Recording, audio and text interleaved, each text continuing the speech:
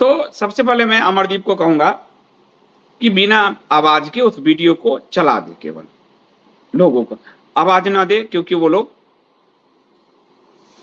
Claim कर सकते हैं ये उसका है। और इसका फोटो रहने दो, यहीं पे रहने दो, परम पूज्य श्री श्री, और इनका ये ऑफिशियल आर्ट ऑफ लिविंग का रोक दो, ये चैनल है। तो मैंने इधर उधर से भी ये वीडियो नहीं आए हैं। इस वीडियो में श्री श्री रविशंकर क्या कहते हैं पहले वो आपको बताना आवश्यक है, फिर जाके चीजें खुलेगी आगे। श्री श्री कह रहे हैं, और श्री श्री जरा भी सम्मान का भाव माता पार्वती, गणेश या शिव जी के प्रति जरा भी नहीं है। उनकी भाषा सुनिए, आप उन्हीं की भाषा में बताता हूं।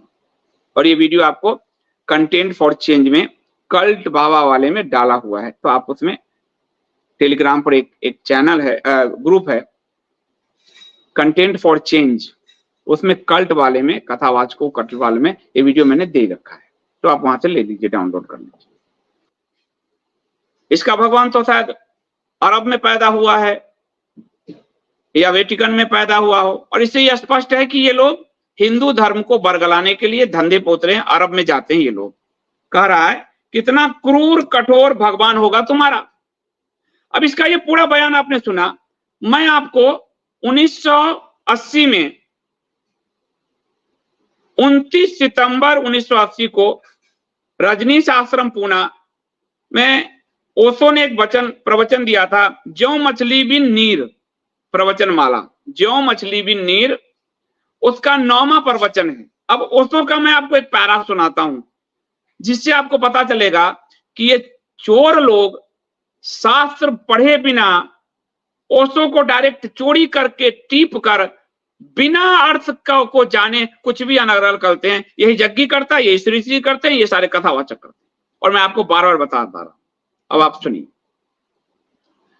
इस प्रवचन माला में जो 9वां प्रवचन माला है, उसमें इन ओशो का एक भक्त पूछता है आखिरी प्रश्न, भगवान और उसके बाद वो गणेश जी की जो उत्पत्ति, उपनिषद, गाणपत्य तंत्र, गणेश सिद्धि में जो है, इस पे दिनेश भारती नाम का उनका एक भक्त ये पूछता है, और वो पूछता है पार्वती के स्नान करने और मैल का पुतला बनाकर शक्ति का संचार करने की कथा तो जगत प्रसिद्ध है। भगवान शिव ने गणेश के रोकने पर संदेह से ग्रस्त होकर गणेश की गर्दन काट दी।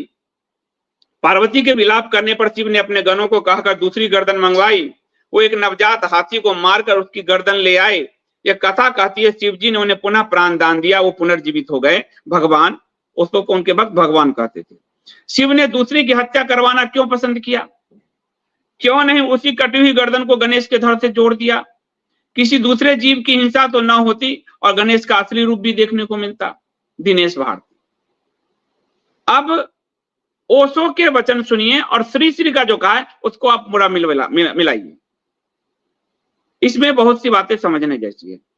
ओशो ने कहा भारत के धर्म ग्रंथ इसी तरह की बकवास से भरे हुए। श्री श्री क्या बोल रहा है? श्री श्री कह रहा है इसी तरह की उटपटांग अटपटे से पुराण की कहानियां भरी हुई है। ध्यान से देखते जाइए। पार्वती के स्नान करने और मैल से पुतला बनाकर, तो पहली बात तो पार्वती ने जैसे जन्म भर से स्नान न किया होगा। श्री श्री क्या कर रहा है? पुतला बनाना सेम सब क्या कर रहा है? कह रहा है क्या पार्वती के शरीर में इतना मैल जमा हुआ था? अब ध्यान से देखिए, ओशो कह रहे हैं पार्वती के स्नान करने और मैल से पुतला बनाकर, तो पहली बात पार्वती ने जैसे जन्म भर से स्नान न किया होगा। इतना मैल कि उससे पुतला बन जाए? ओशो, श्री श्री, क्या पार्वती के शरीर में इतना मैल जमा हुआ था कि पुतला बन जाए? आपको मिल गया। जरा पार्वती की हालत तो देखो ओशो, जैसे जन्मों से ना नहाई हो, जैसे धूल और मिट्टी में लोटती पलोटती रही हो। इतना मैल, नहाने की दुश्मन थी क्या? इतनी क्या दुश्मनी थी नहाने से? और कहीं मैल के पुतलों से जीवन पैदा होता है? क्या बचकानी बातें हैं। यही श्री श्री रविशंकर ने ओशो से टीपा है और कह रहे हैं ओशो अद्भुत देश है, इस तरह की व्यर्थ की बातों को लोग पूजे चला जाता है और फिर वो मूर्ताओं का प्रदर्शन, फिर भगवान शिव, फिर वो अब जैसे वो क्या कहता है, त्रिकाल ज्ञानी सब कुछ जानने वाला श्री श्री कहता है ईश्वर को यह नहीं पता था कि यह मेरा बेटा है। ओशो का देखिए, एक तरफ तो कहते हैं वो त्रिकालज्ञ हैं, सर्वज्ञानी हैं, सर्वज्ञ हैं, और उनको गणेश को रोकने पर संदेह हो गया, तो फिर दो में से कुछ एक बात कहो। संदेह तो बड़ी क्षुद्र मनोदशा है। संदेहग्रस्त व्यक्ति को तो हम धार्मिक भी नहीं मानते, भगवान मानना तो दूर। पूरा कॉपी करके इन लोगों ने, ओशो को कॉपी करके, और ओशो ने पुराण नहीं पढ़ी थी। मैं ओशो का सन्यासी रहा हूं, ओशो के सारे शास्त्र मैंने पढ़े हैं, सुने हैं। ओशो को पुराण का ज्ञान नगण्य था। ओशो की महारत उपनिषद पर थी, गीता पर थी, न वेद का और न पुराण का उनको कोई ज्ञान नहीं था। और उनकी जो मैक्सिमम पुस्तकें हैं जो उन्होंने पढ़े, वो पश्चिम से मंगवाए, जैसे अम्बेडकर ने मंगवाए। जो 95,000 अपने जीवन में करीब पुस्तकें उन्होंने पढ़ी थी, और उनकी जो व्याख्या है, संस्कृत भी वो जानते थे, दार्शनिक थे, परंतु पुराणों का ओशो को कोई ज्ञान नहीं। ये मैं अपनी गारंटी पर कह रहा हूं, क्योंकि ओशो को मैंने जितना सुना है, इसीलिए पकड़ में सब आते हैं कि ये चोरी चकारी करते हैं। और जग्गी वासुदेव भी बोल चुका है कि उनको धर्म का कोई धर्मशास्त्र नहीं पढ़ा, ओशो ही पढ़ के आ गया, डायरेक्ट परीक्षा देने आ गया। और श्री रविशंकर का तो मूड बुद्धि आपको दिख गया, और बाकी सबका तो दिख ही रहा है। तो ओशो से लेकर श्री तक धार्मिक हमारा जो शास्त्र है, उस शास्त्र के ज्ञान से बिल्कुल ही दूर थे। ओशो की उपनिषद में बहुत पकड़ थी, बुद्ध में पकड़ थी, महावीर में पकड़ थी, गीता की व्याख्या भी उनकी अच्छी है, लेकिन पुराणों के बारे में उनका नॉलेज, महाभारत के बारे में उनका नॉलेज, और रामायण पर भी उनका नॉलेज शून्य था। ये मैं अपनी गारंटी से कह रहा हूं। और इसीलिए उनके ये शून्य शिष्य, जिन्होंने अपना गुरुडम चला रखा है, ये लोग ओशो को ही फॉलो करके वही मनमानी व्याख्या कर रहे हैं। अब मैं आपको शास्त्र पर आता हूं कि ये तो हो गया इन लोगों की बातें। अब मैं आपको शास्त्र पे आता हूं कि आप समझिए कि गणेश क्या है और गणेश को क्यों ये कथा आई है और इसका क्या अर्थ है। सबसे पहले जो 3-4 प्रश्न है उसके मैं जवाब दे देता हूं, फिर मैं गणेश की पूरी व्याख्या पर आपको ले चलूंगा। कि उसका पहला जो प्रश्न है, 3-4 जो प्रश्न है गणेश जी के जो रूप से संबंधित है, वो मैं आपको बता देता हूं कि उसका क्या है। लेकिन उससे पहले मैं आपको एक बात और बता दूं कि गणेश हमारे सिर्फ पुराण की उपज नहीं, जो ये पुराण कह रहा है। गणेश की व्याख्या वेदों की व्याख्या है, वो बताना जरूरी है। गणेश की व्याख्या वेदों की व्याख्या वेदों में है। और मैं आपको जो है ये वेद से ले चलता हूं कि गणेश जी के आविर्भाव की कथा वेदों में कहाँ है, ताकि आप इसको समझ सकें। तो थोड़ा सा मुझे समय दीजिए ताकि मैं आपको धीरे धीरे इसको समझा सकूं, आपको ये न लगे कि। और उससे पहले आपको बता देता हूं कि जो वेद हैं, वेद उसकी व्याख्या है पुराण। वेद कोड है, वेद में कोडिंग है, उसकी व्याख्या है पुराण। उसके लिए मैं कुछ रेफरेंस आपको दे देता हूं ताकि आप जो है समझ सके। अथर्ववेद और बृहदारण्यक जो है वेदांत और वेद, वो क्या कहते हैं? वो कहते हैं वेद और पुराण दोनों के ही परमात्मा के निश्वास से एक साथ निकलने की बात की गई है। यानी परमात्मा के श्वास से ही वेद भी निकले और पुराण भी निकले। अब उसकी जो वेद व्यास जी ने इसकी क्या व्यवस्था की, पहले आपको ये समझा देता हूं। वेद व्यास जी ने, उनके 4 शिष्य थे, तो उन चारों शिष्यों को एक एक वेद में निष्णात किया कि वेद के प्रचार के लिए। तो आपको तब समझ में आएगा, वरना पुराण पे आप उपहास उड़ाते रहेंगे इस सभी रविशंकर की तरह। तो वेद व्यास जी ने अपने शिष्य पैल को ऋग्वेद पढ़ाया, अपने शिष्य वैशंपायन को यजुर्वेद पढ़ाया, अपने शिष्य जैमिनी को सामवेद पढ़ाया। और इसीलिए आपको रामभद्राचार्य ने जो कहा था ऋग्वेद की जैमिनी संहिता, जैमिनी की सामवेद की संहिता, जैमिनी की संहिता, ऋग्वेद की नहीं, क्योंकि ऋग्वेद पे पैल की संहिता है। तो रामभद्राचार्य भी कैसे झूठे निकले, आपको ध्यान आया होगा राम मंदिर पे। और सुमंतु को अथर्ववेद पढ़ाया। उसके बाद पुराणों की शिक्षा के लिए उन्होंने अपने शिष्य लोमहर्षण सूत, जो सूत जी की कथा थी, तो उनका पूरा नाम है लोमहर्षण सूत। लोमहर्षण का मतलब है जब वो पुराणों की कहानियां कहते थे तो लोगों के रोंगटे खड़े हो जाते थे। ठीक है, तो वेदों के लिए अलग शिष्य परंपरा शुरू किया, और उसके बाद वेदों का जो कोडिंग है वो आम भाषा में समझाने के लिए उन्होंने लोमहर्षण सूत को तैयार किया। और लोमहर्षण सूत जी ने अपने 6 शिष्य बनाए पुराणों के प्रचार के लिए। उनमें नाम है सुमति आत्रेय, अकृत वर्ण काश्यप, अग्निवर्चा भारद्वाज, मित्रायु वासिष्ठ, सोमदत्ती सावर्णी और सुशर्मा संपायन। ये इनको पूरे पुराण संहिता का, आपको एक बात क्लियर हुआ कि वेदव्यास जी ने वेदों और पुराणों का अध्ययन साथ करवाया।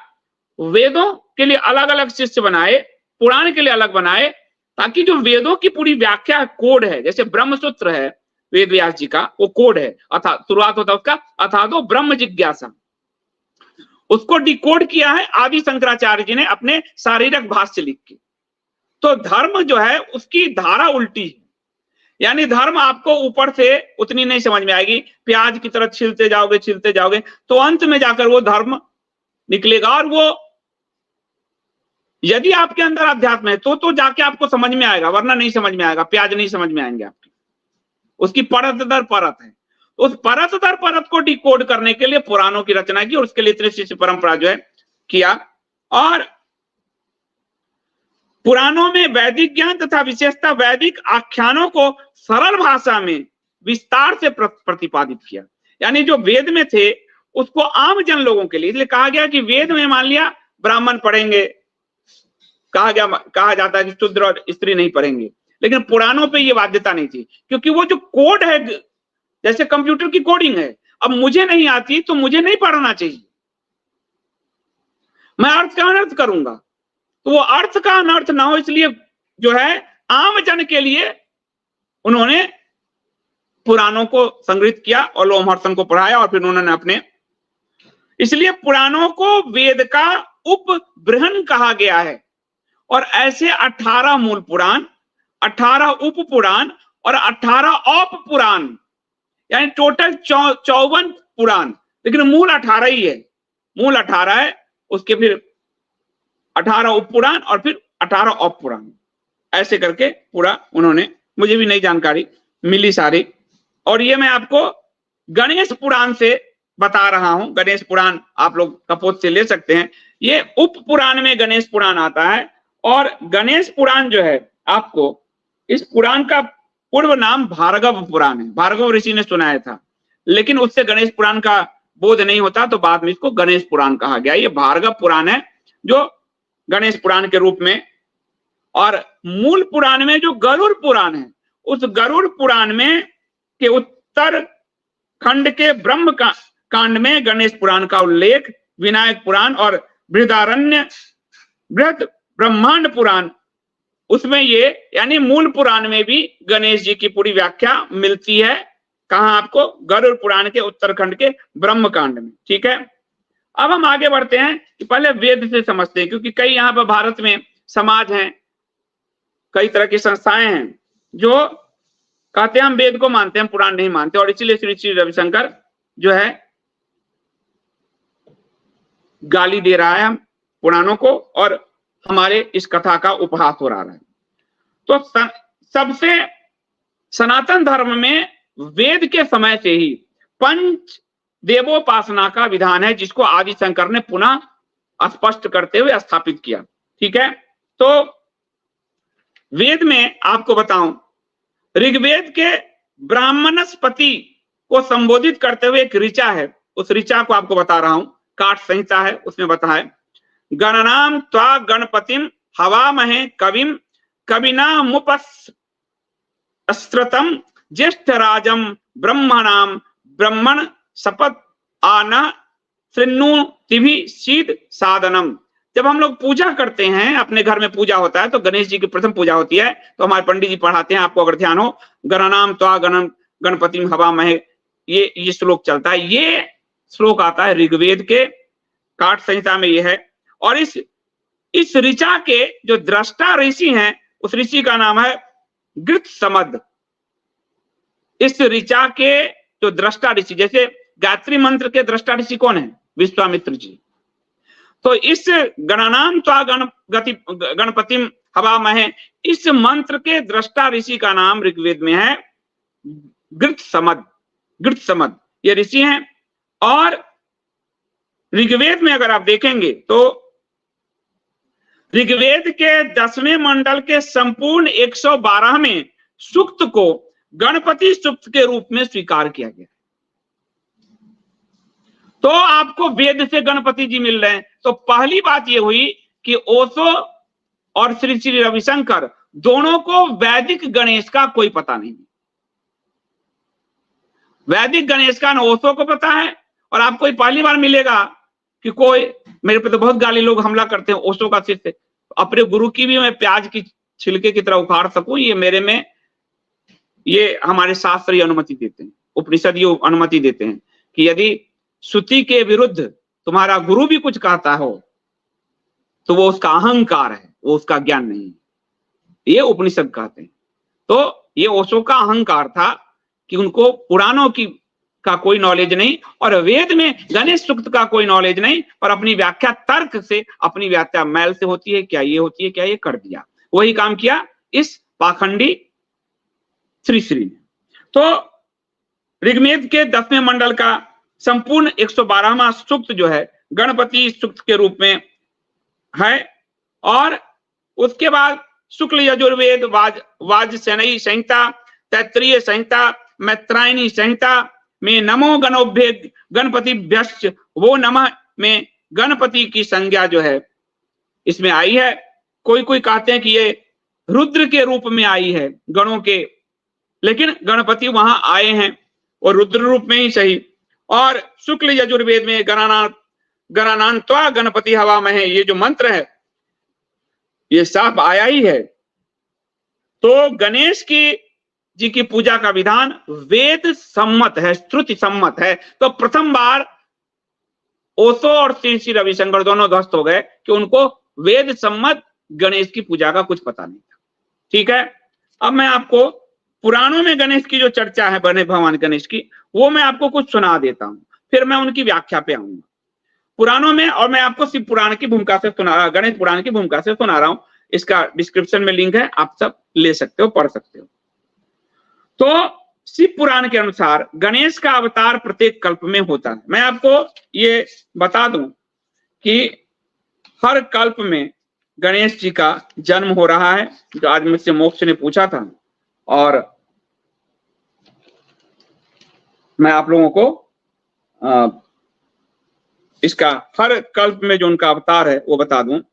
गणेश जी कल्प भेद से अपनी इच्छा अनुसार अनेक नाम रूपों में आविर्भूत होते हैं। हर कल्प में आप अपनी इच्छा से आविर्भूत होते हैं, यानी उनकी अपनी इच्छा से। तो वह कभी शिव के मुख से, तो कभी शिव के क्रोध से। तो ये शिव को जो क्रोधी कहा है, वो क्रोध विघ्न नाशक के रूप में प्रकट हुआ है। तो श्री श्री रविशंकर को सदाशिव के क्रोध का अर्थ भी नहीं पता है। ठीक है, कभी पार्वती के तेज से, कभी उनके उदर से, कभी उनके शरीर के मल से प्रकट हुए हैं। उनके अवतारों का आपको अब मैं वर्णन कर रहा हूं। शिव पुराण के अनुसार गणेश का अवतार प्रत्येक कल्प में होता है।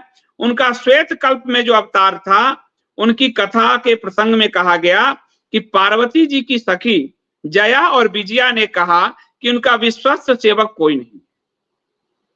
तब पार्वती ने स्वयं के लिए विश्वस्त सेवक की आवश्यकता अनुभव करके अपने शरीर के स्वेद से एक सर्व लक्षण संपन्न बालक को बनाया, जिसको कालांतर में गणेश कहा गया।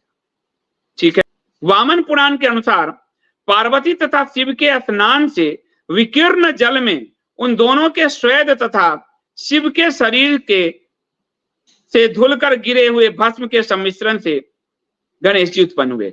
स्वेदज, जो जन्म की प्रक्रिया में स्वेदज, कुछ कीटाणु आज भी स्वेद से उत्पन्न होते हैं। और आपको विश्वास नहीं है तो आप कुछ दिन स्नान मत करो और आपके बगल में साफ सफाई मत करो, तो जो चिल्लड़ होते हैं हमारे यहाँ बिहार में कहते हैं, वो अपने आप पैदा हो जाएंगे। स्वेदज उत्पन्न, अंडज, स्वेदज, गर्भाशय से उत्पन्न, ये सारी हमारे यहाँ विधियां हैं बताई गई।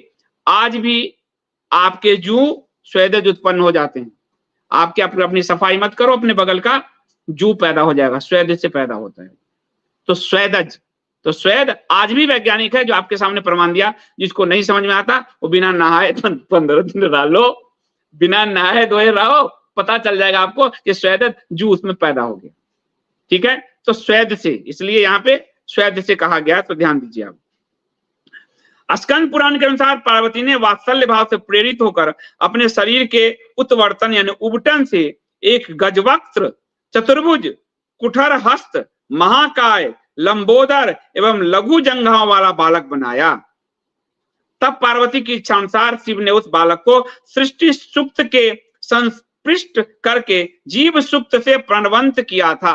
ये सृष्टि सुक्त, जीव सुक्त भी वेद से लिए आए हैं। स्कंद पुराण की एक अन्य कथा के अनुसार पुरा काल में पार्वती जब अपने शरीर में उबटन लगाने हेतु बनाए गए लेप से अपने मनोविनोद हेतु एक बालक का कलेवर बनाने लगी, तो लेप की न्यूनता के कारण बालक का सिर नहीं बन पाया।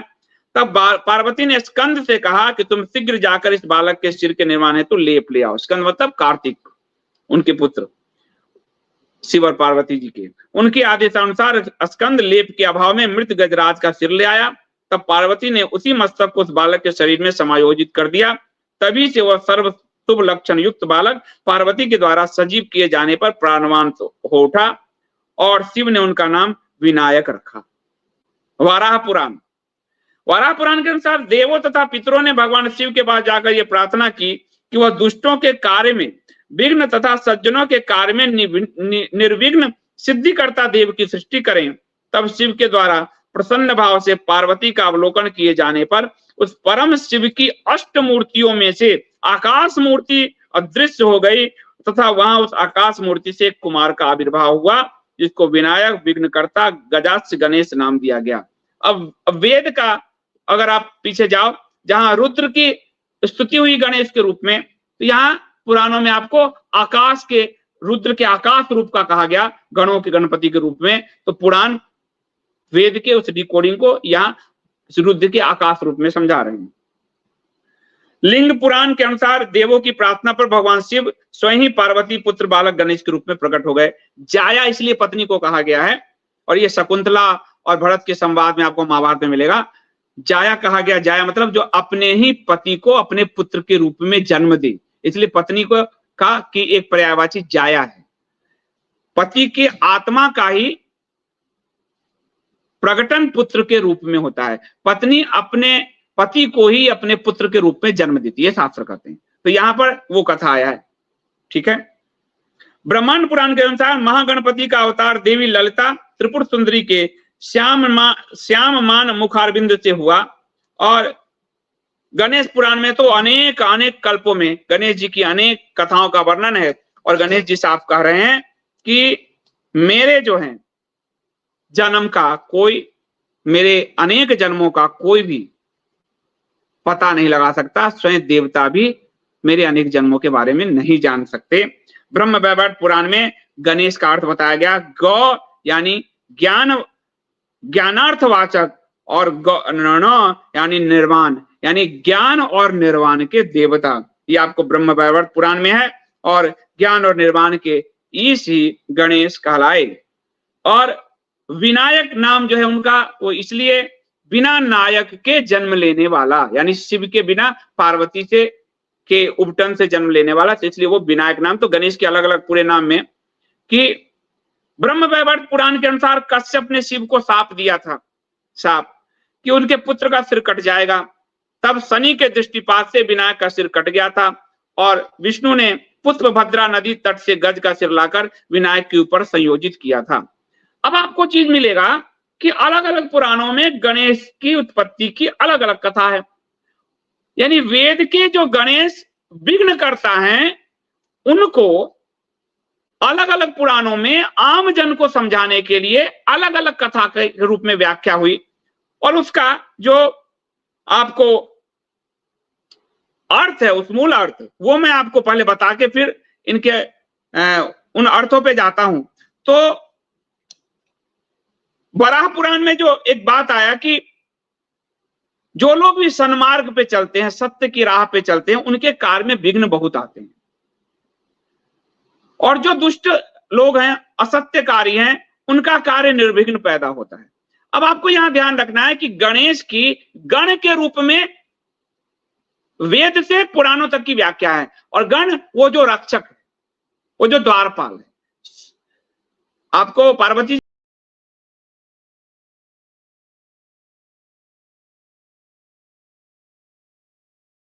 तो आया कि जो सन्मार्ग पे ज्यादा सत्य के मार्ग पे चलते हैं, सन्मार्ग पे, उनके राह में बड़ा विघ्न है, और जो दुष्ट प्रवृत्ति के लोग हैं इस कलयुग आदि में, वो बहुत तेजी से आगे बढ़ रहे हैं, निर्विघ्न होते हैं। तो शिव ने अपनी आकाश नामक मूर्ति को आविर्भूत किया, और ब्रह्मा, विष्णु और शिव ने उस मूर्ति को, जो गणेश रूप में था, उनको एक कार्य दिया, और कार्य दिया कि असज्जनों के दुष्कृत्यों को, यानी जो लोग दुष्ट हैं, उनके सारे कार्य को बाधित करने हेतु तथा सत्पुरुषों के कार्य को बिना बाधा के संपन्न करने हेतु गणेश की उत्पत्ति हुई।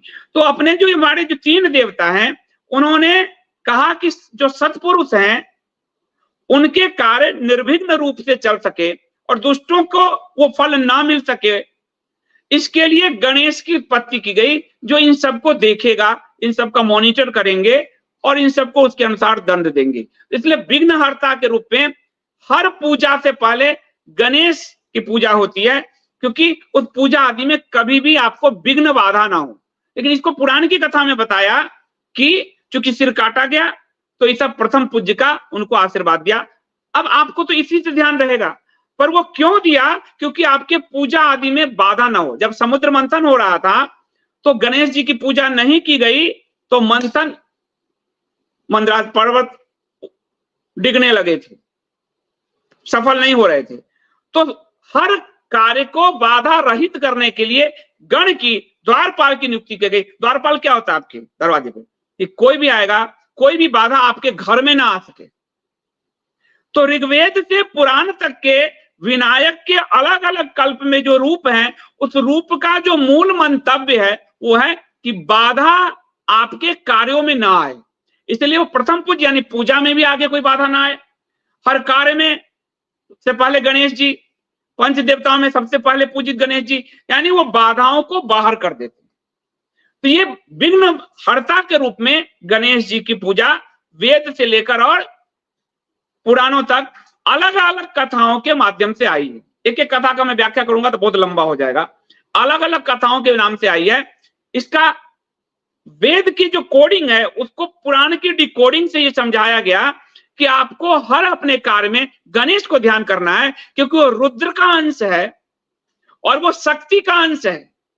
शक्ति यानी पार्वती, लक्ष्मी, सरस्वती, शक्ति, और शक्ति का अंश है, तो वो आपकी हर बाधा को दूर करेगा।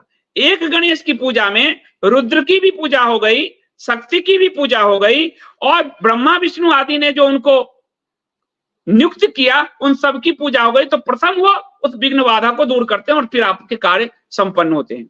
इसलिए ये पूरे वेद से और पुराण तक की ये गणेश जी की यात्रा रही।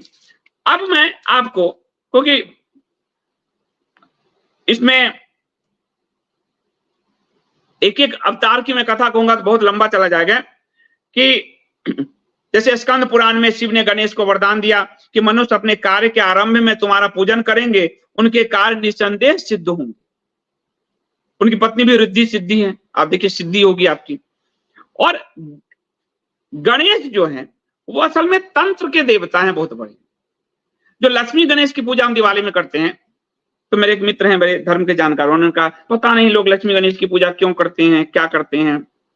लक्ष्मी गणेश की जो पूजा है वो तंत्र की पूजा है, और वो पूजा इसलिए है कि समृद्धि जो है आपके जीवन में, बुद्धि और समृद्धि, यानी बुद्धि से ही आपकी समृद्धि आएगी, और आ गई तो टिकी रहेगी बुद्धि से। इसलिए, और विघ्न, आपकी समृद्धि में कोई विघ्न ना पड़े, इसलिए लक्ष्मी के साथ, माता के साथ पुत्र की पूजा हो रही है लक्ष्मी गणेश की पूजा में। और लक्ष्मी जी के साथ आप देखेंगे जहां भी पूजा होता है तो दो हाथी बाएं दाएं हाथी की जो मूर्तियां अगर है, अगर आपके सपने में आए हो तो अपना शास्त्र कहता है तो समृद्धि का प्रतीक होता है। तो इसलिए लक्ष्मी के साथ गणेश जो हाथी मुख वाले हैं उनको रखा गया, क्योंकि वो समृद्धि बिना विघ्न आएगी, इसीलिए लक्ष्मी और गणेश की पूजा होती है तंत्र शास्त्र के अनुसार। ये तंत्र में है, गणेश तंत्र के बहुत बड़े देवता है। हमारे जो पांचों देवता हैं उसमें शक्ति तंत्र है ही, शिव के तंत्र हैं, गणपति के बड़े तंत्र में जो है, तो वो फिर हम आगे कहेंगे। अब आपको मैं इन मूर्खों ने जो सवाल उठाए उस सवाल के कुछ जवाब दे देता हूं, क्योंकि बहुत लंबा हो जाएगा नहीं। पहली बात यह है कि मैल से पैदा हुआ, स्वेद से पैदा होने की आपको बताया। आपके जू जो है आपके बगल वाला आप देख लो, स्वेद से पैदा होने का, आज भी कीटाणु पैदा होते हैं स्वेद से। तो वो देवता है, शक्ति है। शक्ति जिसमें जागृत हो जाए वही प्रलय बन जाता है। पानी शीतल ठंडा पानी बहता रहता है, लेकिन जब उसमें शक्ति जागृत हो जाती है तो वो विद्युत बन जाता है। शक्ति जागृत हो जाती है तो बाढ़ के रूप में सब ध्वस्त कर देता है। पवन ऐसे प्रति चल रही है, सांस प्राण हम ले रहे हैं, लेकिन जब उसमें शक्ति जागृत हो जाती है तो वो जो बवंडर है, वो जो आंधी है, वो फिर किसी के कंट्रोल में नहीं रहता। तो जो शक्ति है वो किसी के अंदर प्राणवायु जीवन प्रदान कर सकती है। पार्वती, दुर्गा, काली सब एक ही रूप है, वो शक्ति का रूप है। शक्ति किसी भी चीज में प्राणवायु फूंक सकती है। तो इसमें ये कहना कि उनके शरीर में मैल था, और मैल और उबटन का ये हुआ कि जैसे मैल उबटन को आप, जैसे 3 गुण है हमारे, रजगुण, सत्वगुण, तमगुण, तो मैल आदि तम गुण है। तम गुण में भी यदि शक्ति सत्व गुण के साथ प्रवेश करती है तो विघ्न बाधा हर्ता बन जाता है। तम गुण का वो रूप विलोप हो जाता है। शिव रुद्र खुद तम गुण है, तो इसलिए जो गणेश जी हैं वो अगर मैल से उबटन से बने हैं, ये आपको ये बताया गया है। वो यदि सत्व गुण जागृत हो जाए तो वह तम गुण का सफाया हो जाता है, तम गुण फिर रह नहीं पाता। तो सत्व गुण जो है मां पार्वती का, वह उस तम गुण में, उस मैल में, उस शिष्ट में जागृत होकर वो गणेश विघ्नहर्ता के रूप में आ सकता है। इसलिए अपने अंदर सत्व गुण को हमेशा जागृत करते रहना चाहिए, ये बहुत आवश्यक चीज है। इसलिए सत्व गुण को सबसे बड़ा गुण कहा गया, फिर रजगुण, फिर तम गुण, और ये दिया गया रजगुण ब्रह्मा क्योंकि वो निर्माण कर रहे हैं, सत्वगुण विष्णु क्योंकि वो पालन कर रहे हैं, और शिव तम गुण क्योंकि वो संहार कर रहे हैं। तो तम गुण में यदि सत्व गुण प्रधान रूप से आ जाए तो तम गुण विघ्न बाधा हरता सुंदर गणेश हो सकता है, यानी आपको बाधा को दूर कर सकता है। इसलिए बिना अर्थ समझे बकवास करने वाले श्री श्री रविशंकर को न सत्वगुण का पता है न तम गुण का पता है। अब हम आते हैं कि प्राण फूंक दिया।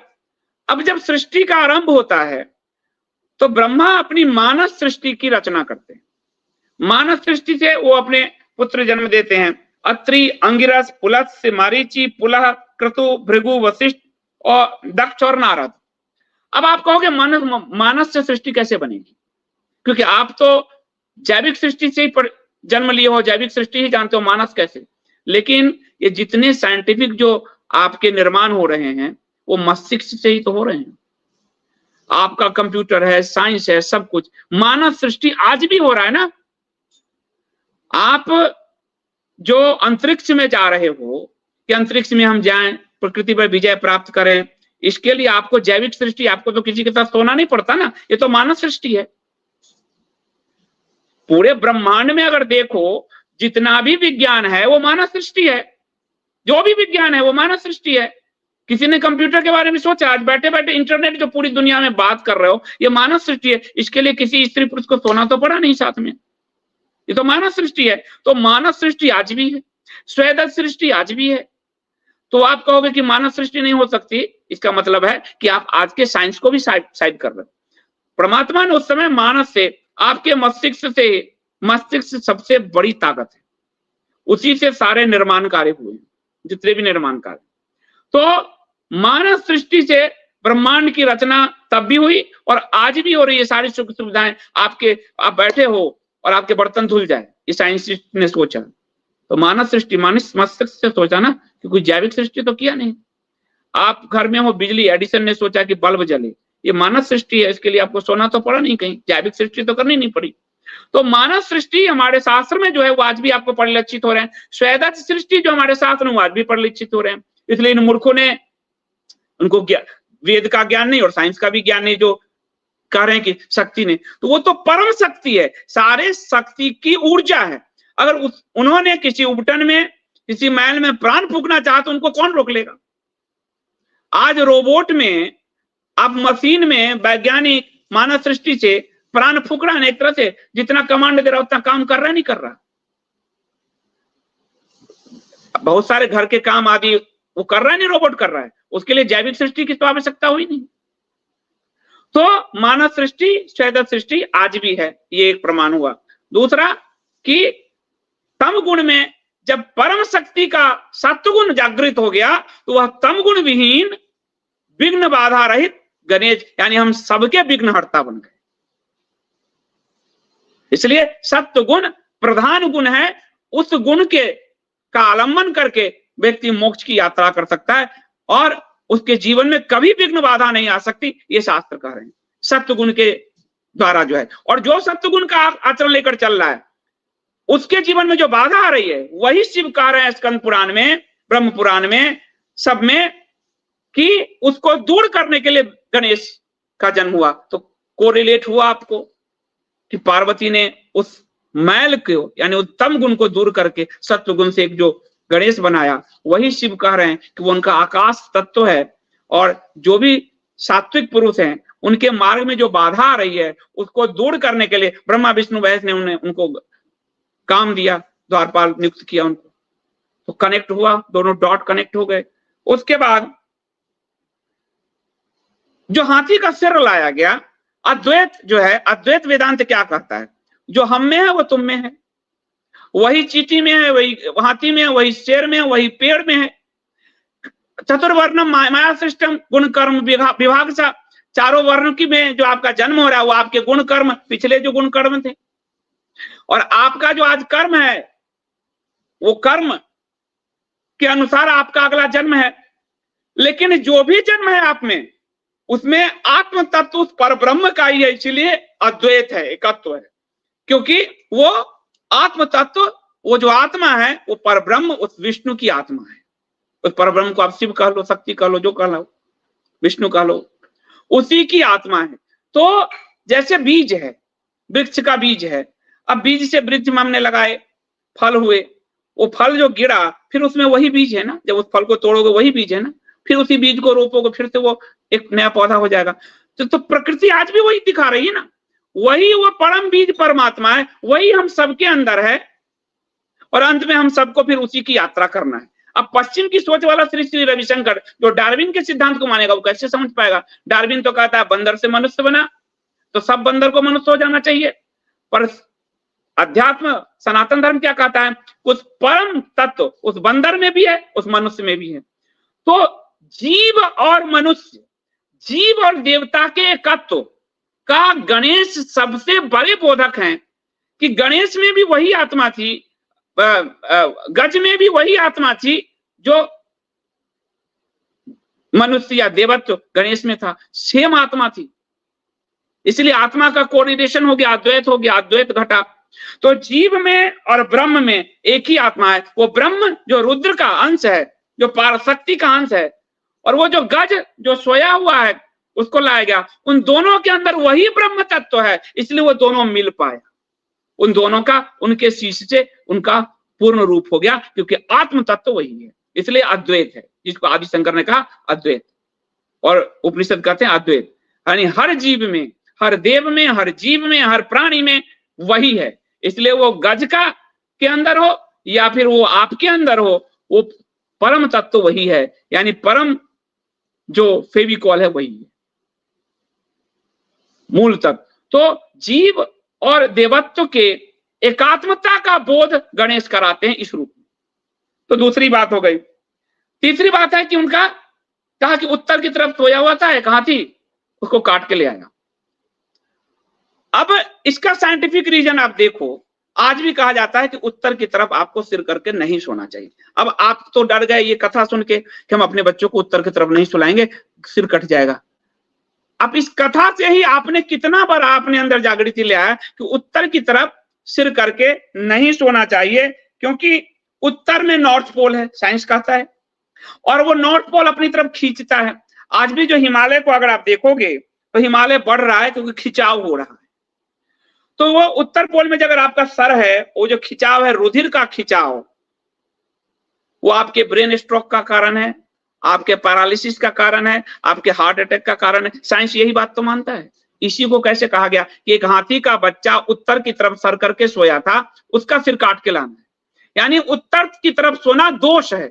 यही तो शिव ने कहा, जो आज विज्ञान कह रहा है कि उत्तर की तरफ सोना दोष है, क्योंकि उत्तर में नॉर्थ पोल है जो आपके, और रुधिर में क्या कहते हैं, आपका आयरन कम हो गया, खून में आयरन तत्व है, वो खींच रहा है ऊपर, तो ब्रेन स्ट्रोक का खतरा होता है। इसलिए कहते हैं उत्तर की दिशा की तरफ सर करके कभी नहीं सोना चाहिए। ये तो आप जानते हो, वास्तुशास्त्र में भी कहते हैं, सब में कहते हैं। उसके वैज्ञानिक कारण है कि आपका जो रुधिर तत्व ब्रेन तक स्ट्रोक हो जाएगा, हार्ट अटैक हो जाएगा, पैरालिसिस हो जाएगा, पूरा खिंचाव है उत्तर की तरफ, नॉर्थ पोल की तरफ। तो गणेश की इस कथा का ये आस है, आज आपको विज्ञान भी कह रहा है, यही दूसरी तरफ भाषा से कह रहा है, वही गणेश की के जरिए आपको वेद और पुराणों ने समझाया। अब हम आगे चलते हैं, इसका जो है चौथा जो प्रश्न था उसका, श्री श्री रविशंकर का, गणेश का जो ये प्रतीक है।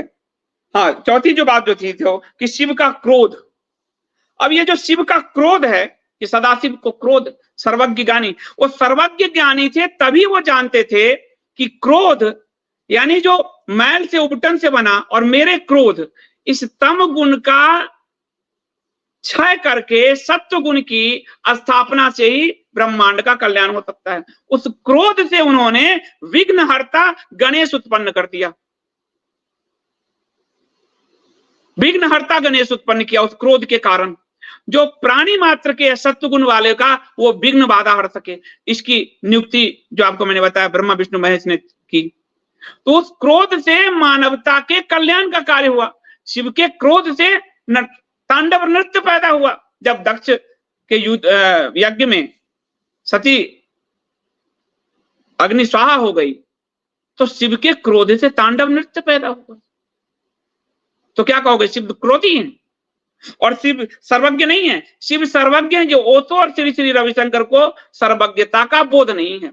वो सर्वज्ञ थे, तभी वो जानते थे कि तम गुणों का क्षय करके सत्व गुण के साथ, इसलिए श्वेत कल्प में गणेश, ये भी कहा गया श्वेत कल्प में सत्व गुण के साथ गणेश जो है वो पूरी ब्रह्मांड के विघ्न बाधा को हरने वाले उस एक देव की उत्पत्ति के लिए शिव ने क्रोध किया।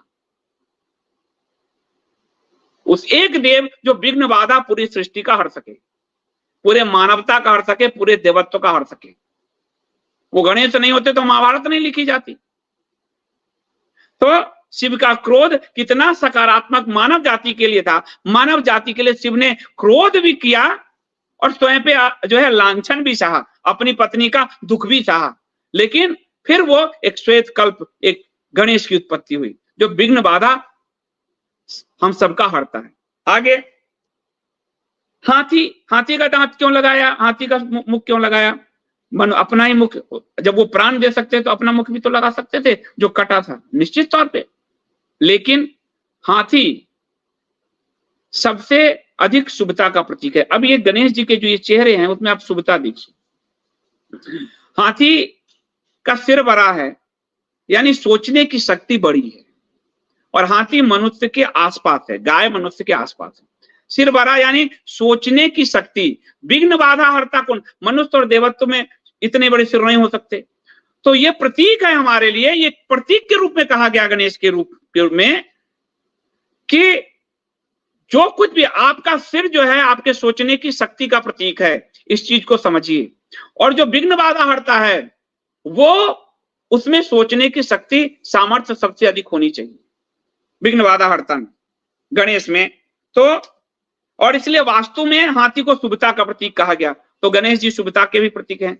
और मैंने बताया आपको लक्ष्मी जी के आसपास 2 हाथी कि अगर आपके स्वप्न में आ गए तो आप समृद्धि की तरफ जाओगे, ये स्वप्न शास्त्र कहता है।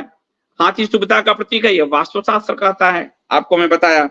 और तंत्र में गणेश और लक्ष्मी की पूजा मैंने आपको बताया, यानी शुभता के साथ ही आपको आपकी संपत्ति सुदृढ़ रह पाएगी, लक्ष्मी सुदृढ़ रह पाएगी। शुभता, जो काले धन है वो कल को उजागर ही हो जाते हैं। तो तंत्र में इसलिए लक्ष्मी और गणेश की पूजा तंत्र में साथ होती है, तो शुभता का प्रतीक। फिर और हाथी के रूप में जो बड़े कान हैं आप देख रहे हैं, जो बुद्धिमान व्यक्ति है वो हमेशा बहुत अच्छा श्रोता होता है।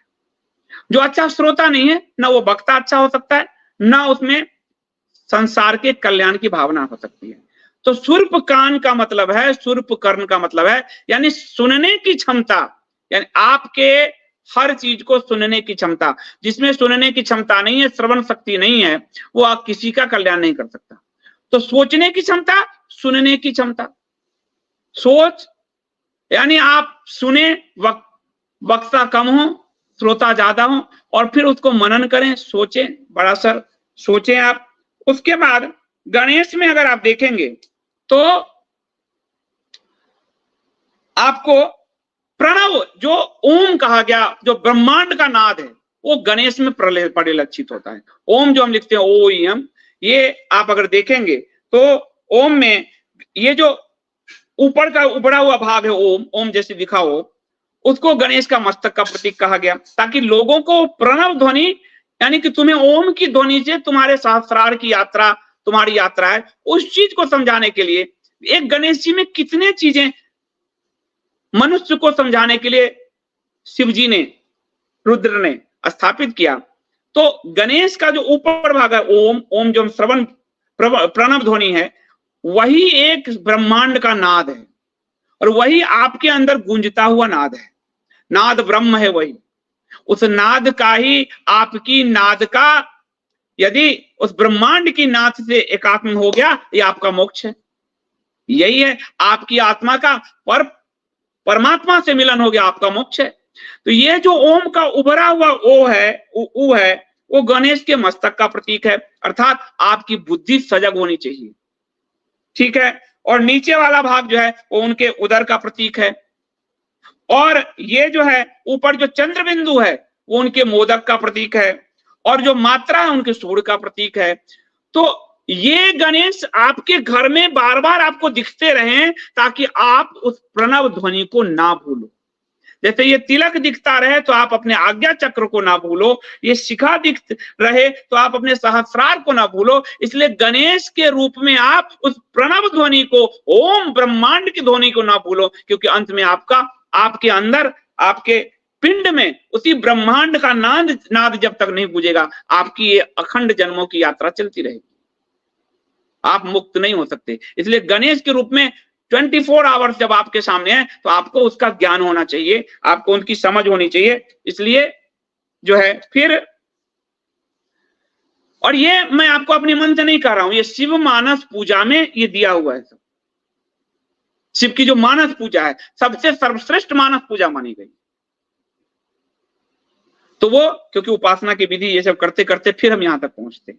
फिर उसके बाद गणेश की छोटी आंख है, तो ये मनुष्य के रहेगा ऐसा रूप तो कैसा आपको लगेगा, इसलिए हाथी का लाया गया।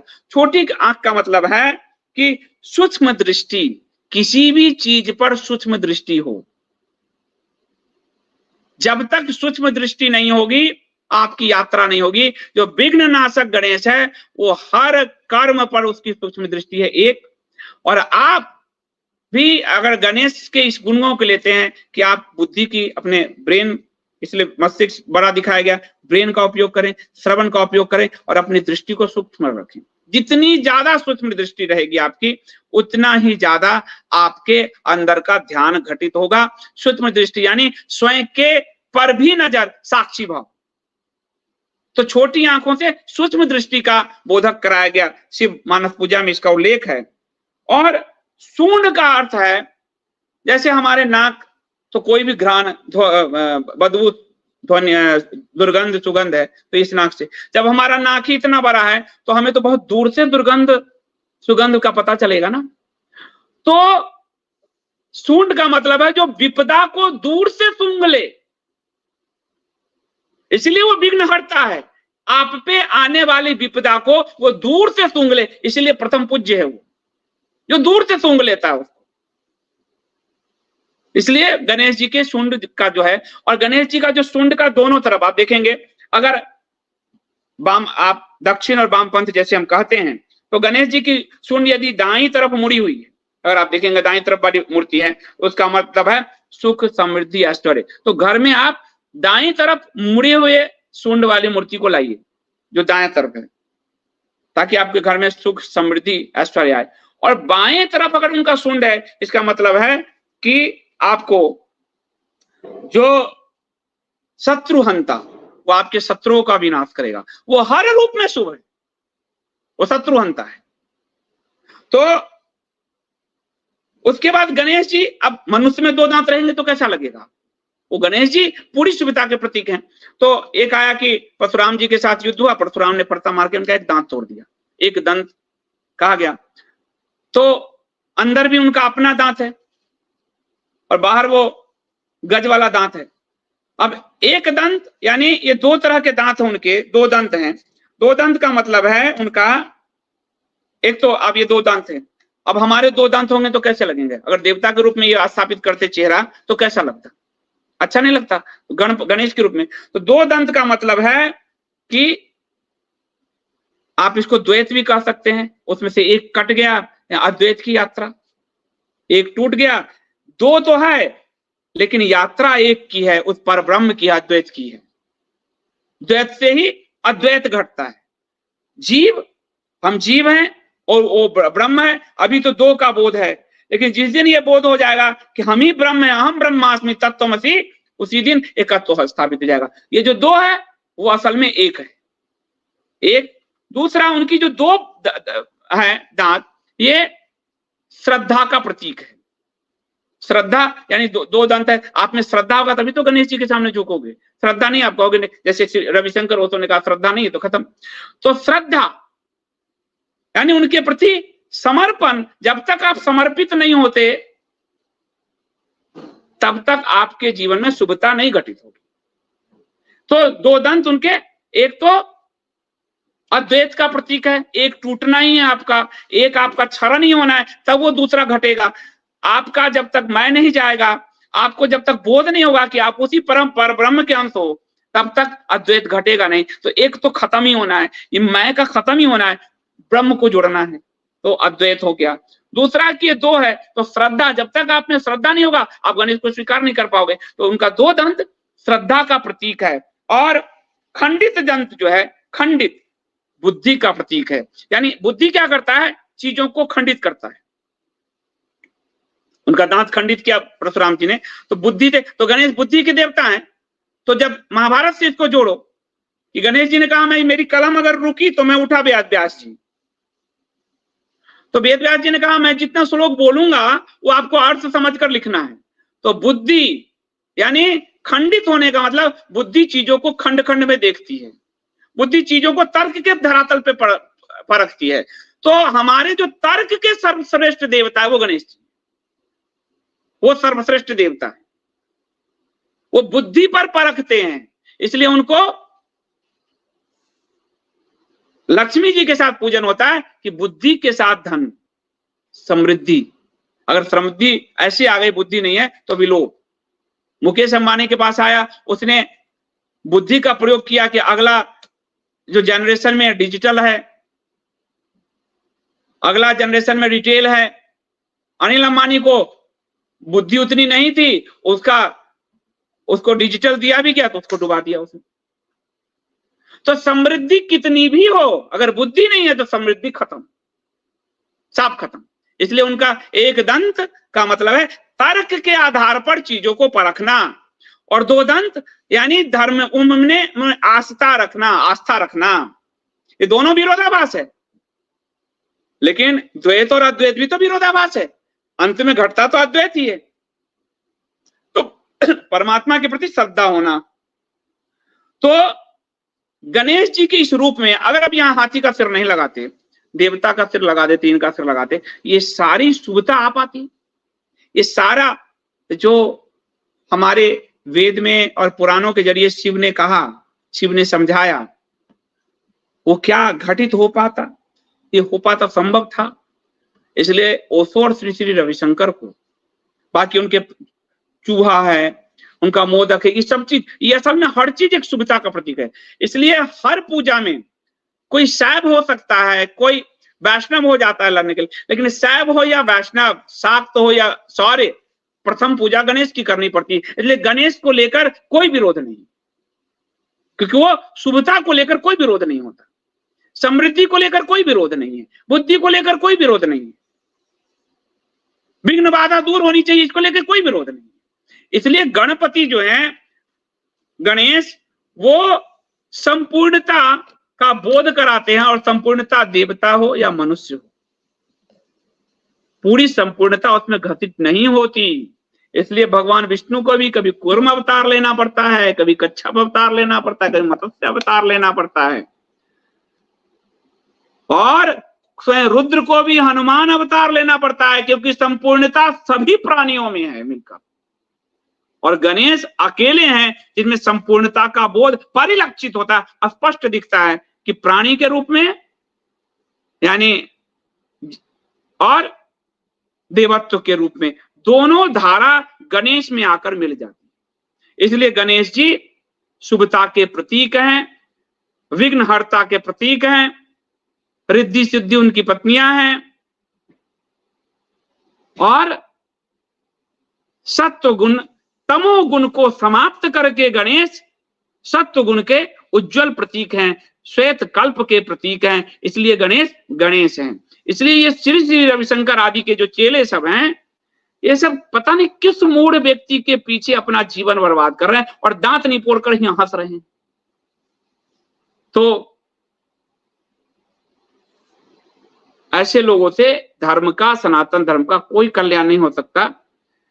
मैं नहीं बोलना चाहता था, लेकिन आज मुझे बच्चे ने किसी प्रश्न से मुझे लगा कि बोलना शायद भगवान संकेत कर रहे हैं, इसलिए तो श्री श्री की ये निकृष्ट सोच उन तक ही रहे, ओशो की वो गणेश को लेकर निकृष्ट सोच उन तक ही रहे। वो हमारे धर्म की व्याख्या नहीं है। हमारे धर्म की व्याख्या के लिए आपको वेद से पुराणों तक की यात्रा करनी होगी, और इसीलिए कहा गया कि पुराण सबको समझ में नहीं आता। कोई समाज वाले, संगठन वाले पुराण को गाली दे तो उनको नहीं समझ में आता।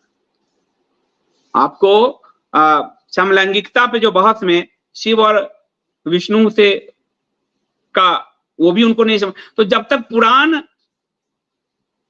अध्यात्म अंदर ना हो और वेद भी ना पढ़े हो, तो पुराण भी नहीं समझ में आएगा। इसलिए पुराणों को बड़े सावधानी से पढ़ने की जरूरत है। श्री श्री रविशंकर आर्य ने तो पुराण देखे भी नहीं है, बस गाली देते हैं।